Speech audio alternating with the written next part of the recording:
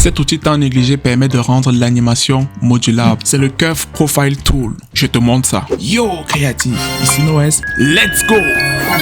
Il y a un outil très puissant mais très sous-estimé qui existe dans nous. Pour pouvoir comprendre comment ça fonctionne, on va prendre cette scie. Effectivement, donc la première chose que je vais faire, c'est que je vais d'abord sélectionner la forme en question. Donc j'aimerais que la scie puisse être autour de cette forme-ci. Donc je sélectionne la forme-ci en question. Voilà. Voilà, j'ai sélectionné la forme. La deuxième chose que je viens, c'est cet outil-ci en question. Ça s'appelle Curve Profile. C'est cet outil qui est très puissant qu'on va mettre en avant. Bon, si j'appuie dessus, rien ne se passe tout simplement parce que je n'ai pas défini la configuration basique. Et comment faire pour définir la configuration basique? Je viens sur le côté. Je prends mon outil Add Point. Pour avoir un aliment simple, je mets d'abord un premier trait comme celui-ci. J'appuie Échappe pour pouvoir enlever. Et là maintenant, à partir du milieu, je mets un point là et je peux soulever, mettre la dent que je veux. Donc si je mets cette forme-ci, on aura une forme circulaire, c'est-à-dire on aura des dents circulaires. Or moi je veux des dents pointues. Donc je sélectionne tout ça, et je vais venir appuyer sur CTRL sur ceci, ou alors je peux simplement appuyer sur CTRL P. Voilà, je peux faire ça ou je peux appuyer CTRL P. Ça va me durcir tous mes éléments. Remarque bien, là ce n'est pas une forme. Pour te montrer la différence, voici ce que c'est qu'une forme. Parce que c'est très important de prendre ça en considération. Si j'essaie de refaire la même chose. Donc, qu'est-ce qu'on constate? On constate que ici, c'est une forme. C'est pour ça qu'on voit un contour tracé. Par contre, ici, ce n'est pas une forme parce qu'on n'a ni le stroke ni le fil. Et c'est sur cette forme-ci qu'il faudrait que l'élément soit pris en considération. Parce que sur cette forme-ci, ça ne va vraiment pas marcher. Ça, c'est le détail important que tu dois prendre en considération. Alors, dès que c'est fait, je viens là, ici. Ça, je peux supprimer. Je reviens sélectionner ma forme précédente que j'avais d'abord sélectionnée. Ensuite, je viens sur mon fameux outil Curve Profile. Lorsque je viens sur mon Curve Profile, la prochaine étape, c'est que je viens cliquer sur la forme en question que j'ai définie. Lorsque je clique, voici ce qui se passe. Voilà, ce qui se passe, c'est que ça a mis des dents autour de ma forme et ça respecte cette structure. Ce qui veut donc dire quoi? Ce qui veut donc dire que si je viens, je déplace ça là, ça déplace partout. Ce qui est magnifique aussi, c'est que si je clique sur la forme sur la question, que je reviens sur mon profile, sur mon Curve Profile, là, ici en haut, il y a le Repeat Count et le Offset. Le Offset, ça permet de faire tourner la chose et le Repeat Count, ça me permet de pouvoir ajouter le nombre de dents. Ah, c'est important. Bon, l'espace entre les différentes dents ne me plaît pas. Je peux simplement venir, je diminue ça ici. Voilà, comme ceci. Pour t'entraîner, je mets en description le lien vers les ressources gratuites dans nos communautés Discord et Telegram. À toi de choisir. Va télécharger et on continue.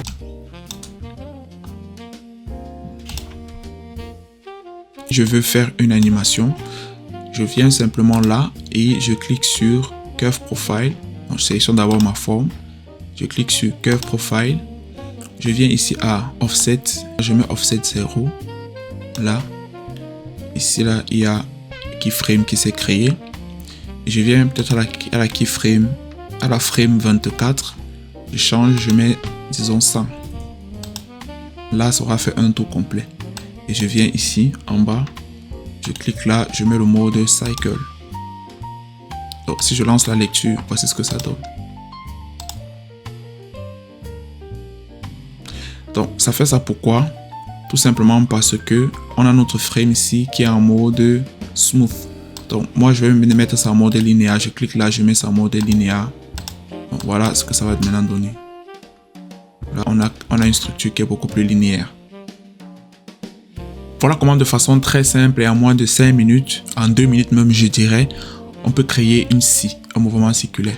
Et ce qui est bien, c'est que je peux aussi venir ajouter des keyframes sur l'outil de référence, c'est-à-dire sur la base. Donc, ça veut dire quoi? Ici, par exemple, je peux venir à gauche là, je mets un keyframe ici.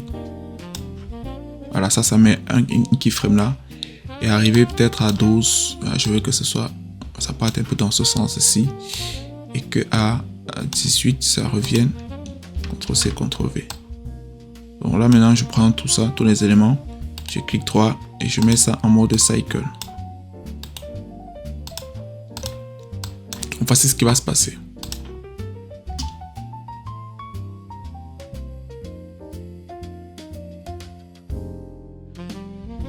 Voilà, on a une animation qui se modifie sa trajectoire au fur et à mesure. Bon, la question de savoir pourquoi est-ce que j'ai souvent ces petits éléments, ces artefacts là qui arrivent ici. Tout simplement parce que j'ai des points qui sont superposés. Donc parfois il y a souvent ces petits artefacts si c'est lié à la tangente du point en question. Donc là, si je viens, je prends le point et que je modifie la tangente, ça corrige les petits défauts qui peuvent apparaître un peu de part et d'autre. Et hop là, voilà, on a notre scie circulaire. Mets un petit like si tu sens que tu apprends déjà quelque chose jusqu'à présent. On peut à la fois l'utiliser pour des éléments tranchants, mais également pour faire des poils à des personnages. Donc prenons ce personnage ici, qui est un petit personnage appelé Boubou, que j'aimerais que ce soit un personnage poilu. Je fais la même chose. Donc là, je viens sur Boubou. Je vais d'abord créer le profil de courbe que je veux. Donc là, je viens sur mon add point. Je vais venir tracer quelque chose de beaucoup plus doux. Bon, là, je mets d'abord une ligne simple. Et puis, je vais venir mettre une petite boule là, comme ceci. Ok, nice. Je fais le même travail. Je viens, je sélectionne ma forme. Je viens, je sélectionne la forme en question, pardon. Je viens ici sur Profile. Après être venu sur Profile, je viens, je sélectionne mon profile et hop là. Voilà. Ça a mis des éléments à mon personnage. Maintenant, je vais augmenter pour avoir le maximum. Et ce que je vais aussi faire, c'est que je vais diminuer un peu le profil, l'écart entre les différentes boules pour obtenir un profil qui soit beaucoup plus mignon.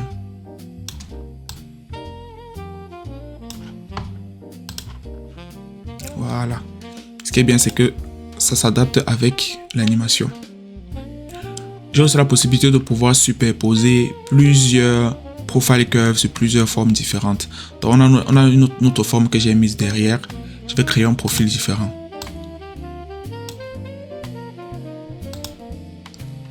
Voilà. Là, par exemple, je vais prendre cette forme-ci. Je sélectionne ma forme en question et je vais venir lui attribuer ce profil-ci. Voilà. Alors, je vais venir changer le repeat. Offset aussi. Donc en gros tout ceci pour dire que avec ça on peut faire à la fois des poils, à la fois des bords tranchants, des poils doux, des poils pointus, des bords tranchants, de la scie et tout ça. C'est un outil vraiment très sous-estimé mais qui a beaucoup de fonctionnalité et d'opérationnalité. Et pour revenir ici, c'est la même chose que j'ai faite là pour Pochita. J'ai pris, concernant Pochita, c'est la même chose. Là, j'ai pris ma forme ici, j'ai défini le profil de courbe que je veux ici à gauche. Voilà, c'est ça ici. Je bouge là, ça bouge là et dès que c'est bon, dès que j'étais OK, je suis simplement venu là.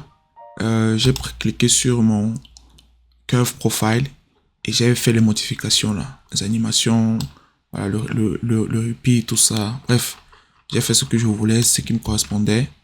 Et voilà, lorsque je lance play, écris ce mot en commentaire si tu es arrivé jusque là. Si cette vidéo t'a été utile, n'hésite pas à me suivre sur toutes mes plateformes et à t'abonner car je vais sortir d'autres vidéos de ce genre. Alors, pour continuer ton apprentissage, regarde cette vidéo qui va t'aider à progresser. C'était Noès, on passe à la suite.